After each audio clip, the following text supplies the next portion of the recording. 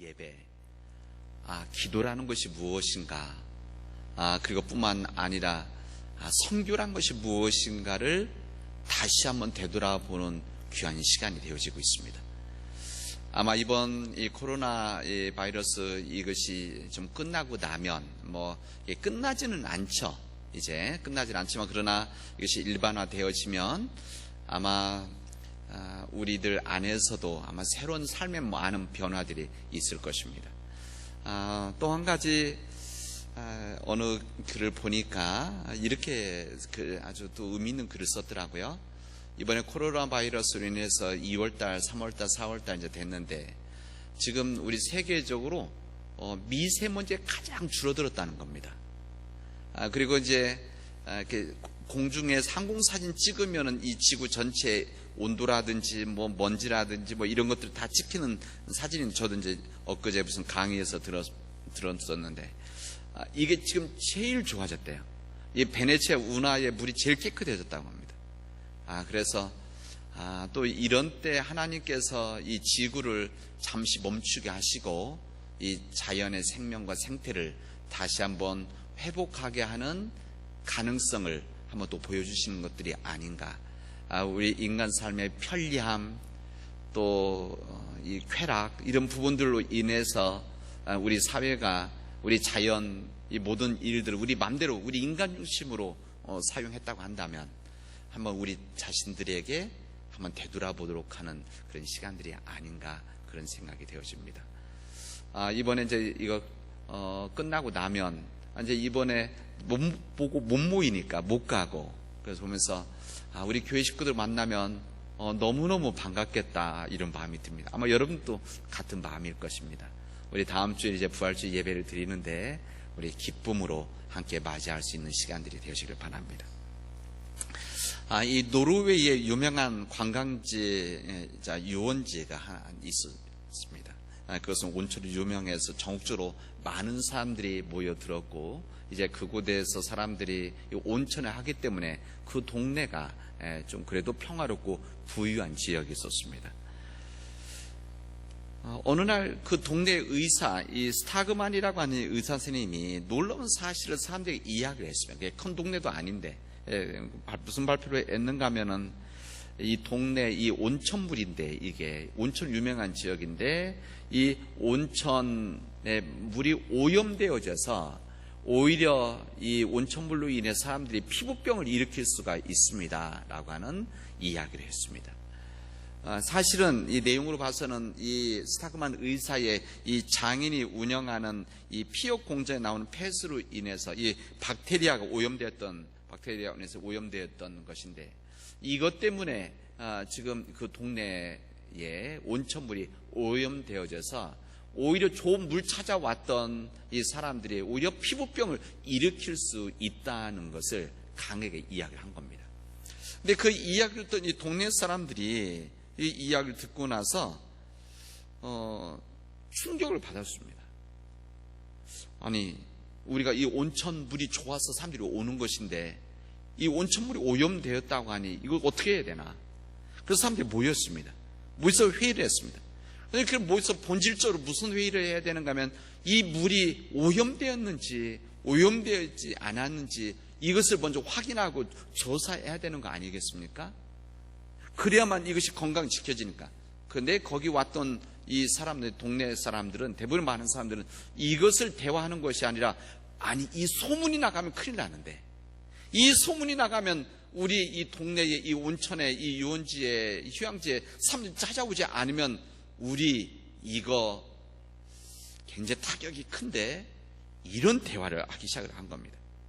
만약 이 동네 사람들이 정상적인 사람들이라고 한다면 의사의 경고를 듣고 조사위원회도 구성을 해서 좀 과학적인 조사를 하고, 이 조사를 한 내용을 가지고 특히 이 의사 선생님, 스타그만 의사 선생님의 이야기를 듣고 이 부분을 치료해 나가는, 회복해 나가는 일을 해야만 장기적으로 이 온천이 살아나는 거 아니겠습니까?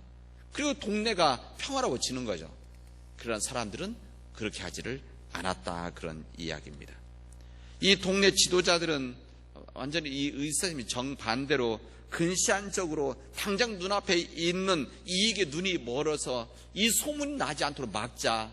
그뿐만 아니라 이 진실을 알려지면 이것은 우리 동네가 경제적으로 타격을 받으니까 이것을 절대 말하지 말자. 이렇게 이야기를 하고, 그 다음에 이 스타그만 의사를 뭐라고 말하면 이 사람들의 적이다. 이렇게 말해요. 사람들의 적이다. 이 우리 동네 사람 적이다. 이렇게 이야기로 이 사람을 정죄를 했다는 겁니다. 이 지도자들의 바르지 못한 이 지도자들의 선동에 의해서 이 동네 사람들은 이 동네 가장 양심적이고 그래도 이 동네를 사랑하고 이 동네를 지키려고 하는 이 스타그만 의사를 이제 그의 뜻을 외면하고 오히려 정죄를 해서 이 사람이 이 동네에서 못 살도록 하는 그런 이야기가 있다는 것을 전해 들었습니다. 사실 이것은 헨리 입센이라는 노르웨이의 작가가 쓴 희곡이죠. 연극으로 올리는. 그래서 작년 가을에 대학로에서 이것이 연극에 올라간 적이 있습니다.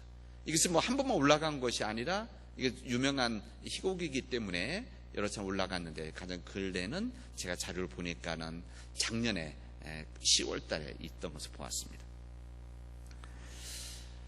오늘은 예수님께서 예루살렘에 입성하신 날을 기념하는 종려주일입니다.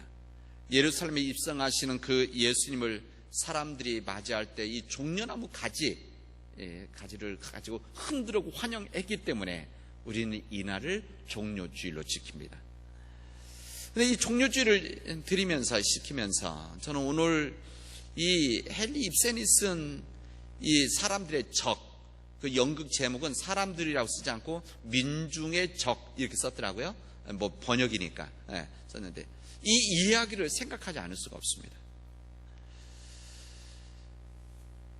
우리들은 이 이야기를 들으면서 마치 이 단순히 이 노르웨이의 이 헨리 입센이 쓴 이 희곡에 나오는 이야기가 아니라 지금부터 2000년 전 예루살렘 땅에 이루어졌던 그 예수님의 사건을 마치 연극을 보는 듯한 그런 느낌을 받습니다.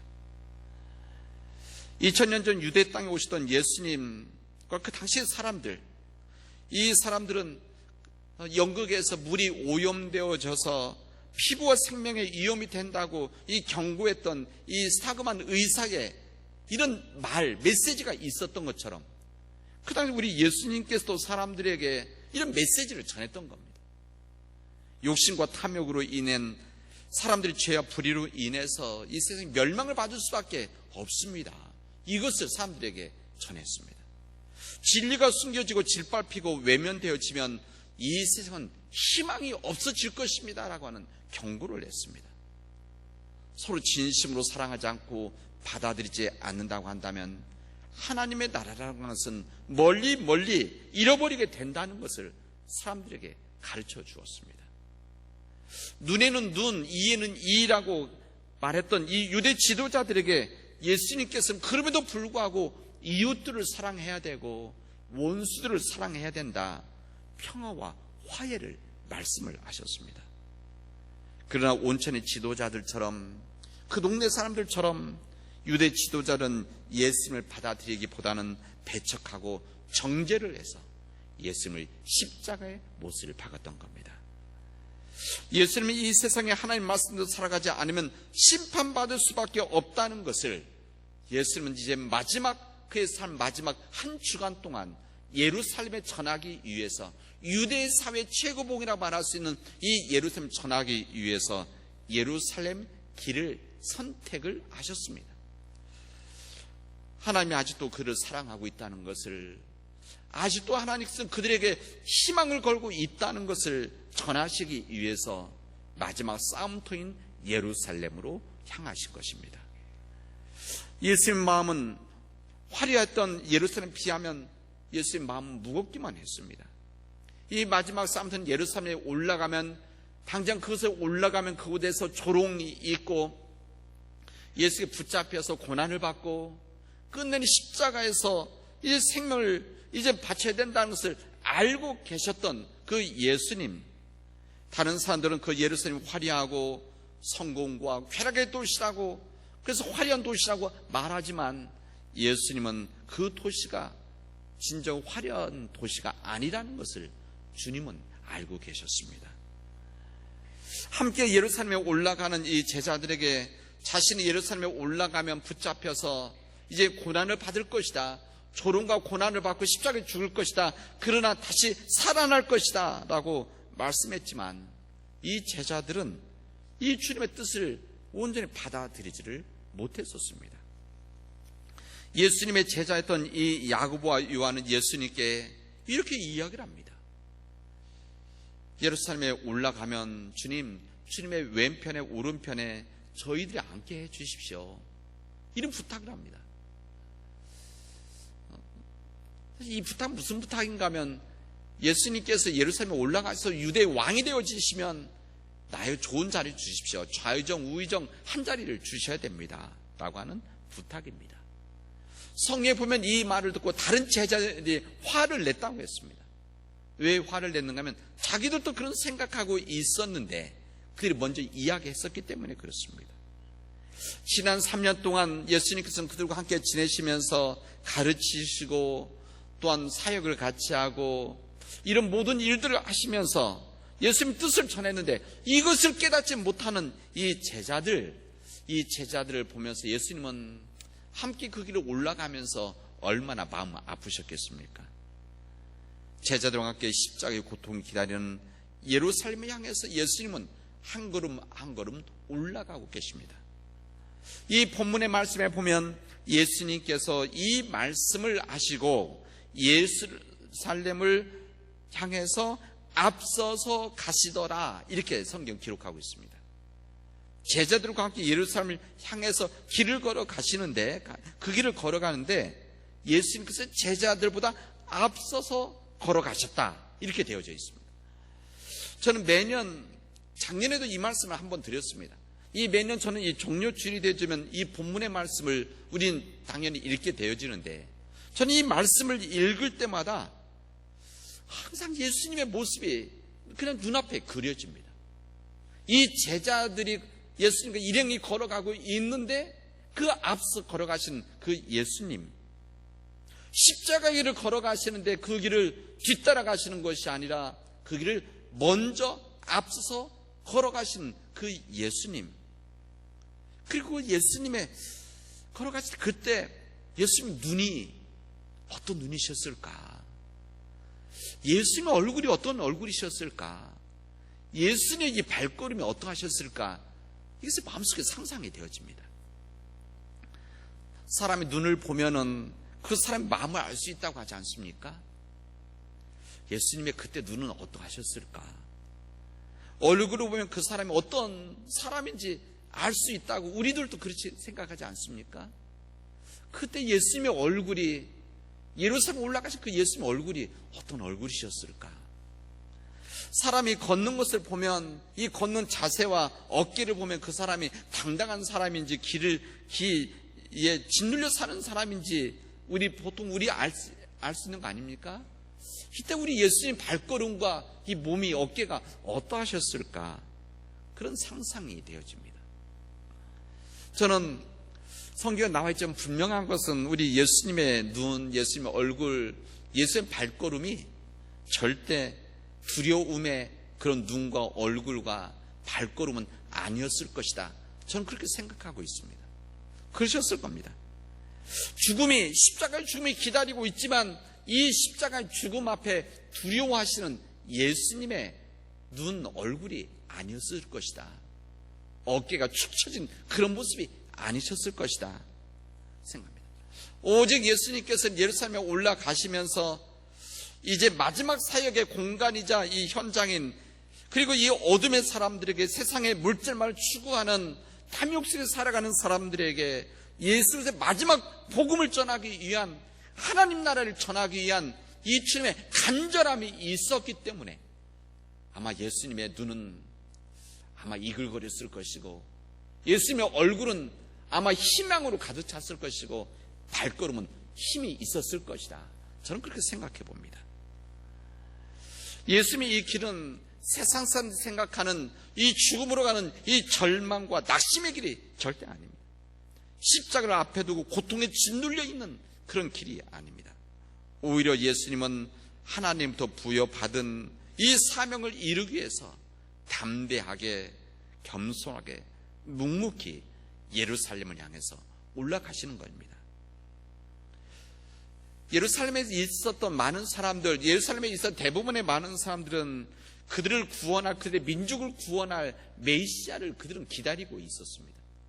이 구약 성경에서 그들에게 예언했었던 이 메시아를 그들은 간절한 마음으로 그들은 기다리고 있었습니다. 로마의 식민지로 고초를 겪고 있었던 그들은 이 민족을 해방시켜줄 정치적인, 군사적인 메시아를 그들 마음속에서 고대하고 있었습니다. 그런데 이런 상황 속에서 예루살렘에 메시아가 온다라고 하는 소문이 그들에게 있었습니다.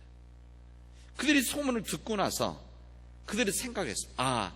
우리에게 드디어 강력한 힘을 가지고 있는 그런 우리 지도자 왕, 유대의 왕, 메시아가 우리에게 오겠구나라고 하는 기대를 하고 있었습니다. 그래서 그들은 그런 강력한 왕을 기대하고 있었기 때문에 로마의 군인들처럼 강력한 힘을 가진 로마 황제처럼 백마를 타고 오고 빨간 카페트가 깔려있는, 그리고 수많은 군인들이 호위하고 올라올 그런 메시아를 그들은 상상하고 있었습니다. 그런데 예수님께서 예루살렘에 입성했는데 사람들이 종려나무 가지를 가지고 흔들고 있는데 호산나 호산나 우리를 구원하소서라고 하는 이런 메시아를 향한 환호가 있는데 보니까 너무나 보잘것없는 것이었습니다. 예수님께서는 길들여지지 않은 이 나귀 새끼를 타고 올라오고 계셨습니다. 예수님이 타고 가는 그 나귀에는 그럴싸한 안장도 없었고 적절한 장식도 없었습니다. 물론 호위병도 없었습니다. 개선장군의 행진한 그 길은 붉은 카펫이 깔리고 길 주변에는 이 아름다운 꽃들, 화분들이 있고 여러 깃발들이 있어야 되는데 예수님의 행진에는 그런 것들이 전혀 없었습니다. 안장 대신에 허름한 옷이 깔려 있었고 붉은 카펫 대신에 사람들의 옷이 깔려 있었던 겁니다. 우리들은 이 말씀을 매년 읽습니다. 종료주일 맞을 때마다 우리는 이 본문의 말씀을 읽습니다. 우리는 그때 질문합니다. 왜 예수님은 그 모습으로 예루살렘에 입성하셨을까? 그 모습으로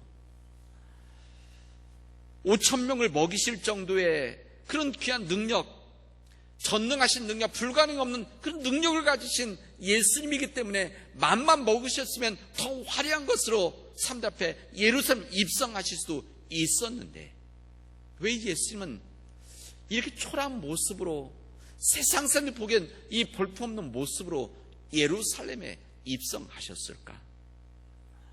좀 폼나게, 좀 좋은 말 좀 타고 폼나게 옷도 좀 입고 폼나게 좀 사람들 끌고 들어가셨으면 사람들이 더 환호했을 텐데 어떻게 생각하면 이 복음서를 기록했던 마태, 마가, 누가, 요한 이 복음서를 기록했던 이 제자들이 만약에 이 모습 너무나 초라하기 때문에 거짓말은 하지 않지만 이 부분을 빼버려도 사실은 크게 문제는 삼지 않았을 겁니다. 시간 지나고 나서 추한 모습들 우리들이 말하지 않는 것처럼 예수님 제자도 복음서 기록할 때 이 부분 빼놔도 되는데 이 제자들은 이 부분을 아주 상세하게 예수님의 그 어린 나귀 새끼를 타고 사람들이 환호하는, 이 사람들이 나뭇잎을 가지고 흔드는, 그리고 옷이 깔려 있는 이런 정말 낮은 모습을 그대로 증언하고 있습니다. 왜 그러셨을까? 그 당대 사람들이란 지금의 사람들은 자기들을 구원할 메시아에 대하여 인간적인 기준으로, 인간적인 잣대로 그 메시아를 만들어냈습니다. 그들을 구원할 메시아라고 하는 것은 정치적인 메시아이고 세상적인 힘을 가지고 있는 왕이라고 그들은 생각했던 겁니다. 아마 그들은 그런 메시아이기 때문에 예루살렘에 입성하실 때 그들은 로마 황제, 이 군인들의 모습을 생각했던 것입니다. 그리고 그런 기대를 가지고 나왔다가 예수님을 본 겁니다. 그리고 그들은 그런 마음에 실망을 했고 그들은 메시아로 받아들이지를 않았던 겁니다. 그러나 예수님은 인간들이 만들어낸 그런 메시아가 아닙니다. 주님은 이 세상에서 하나님을 위한, 하나님의 뜻을 위해서 싸우는 이 참다운 싸움이라고 하는 것은 세상 사람들이 기대하는 힘으로 싸우는 것이 아니라 철저히 낮아져서, 철저히 겸손하게, 철저히 하나님의 뜻을 순종할 때 끝내는 승리하게 된다는 것을 알려주시기 위한 주님의 몸을 통한 메시지였었습니다. 그리고 이것을 실천을 하셨습니다. 주님을 그리스도로 믿는 제자들에게, 그리고 그때 초대교회의 모든 교인들에게, 그리고 오늘 살아가는 우리들에게 진정 믿음 안에 참다운 승리라고 하는 것은 세상 사람들이 가지고 있는 그런 기준, 세상 사람들이 생각하는 그런 이 힘, 이것을 싸우는 것이 아니라 하나님이 말씀하셨던, 알려주셨던 그 겸손함, 철저히 겸손함, 철저히 순종, 낮아지심, 우리가 죽는 것, 비우는 것, 이것 자체가 참다운 승리의 시작이라는 것을 우리에게 알려주신 겁니다. 우리 주님은 왜 이렇게 낮추셨습니까? 왜 이렇게 지극히 낮추셨습니까? 예수님은 하나님과 동등하신 분인데 자기를 비워서 종의 형체를 가지고 이 땅에 오신 그 이유가 무엇입니까? 이것은 우리를 사랑하시기 때문에 그렇습니다. 이렇게 말할 수밖에 없습니다. 왜? 이렇게 주님이 알려주셨기 때문에. 왜 이렇게 겸손하게, 왜 이렇게 철저히 자기를 비워서 종의 모습으로 오셨느냐? 이것은 우리를 사랑하시기 때문에, 그리고 우리를 구원하시기 위해서 이렇게 오셨다는 것을 우리에게 말씀하십니다.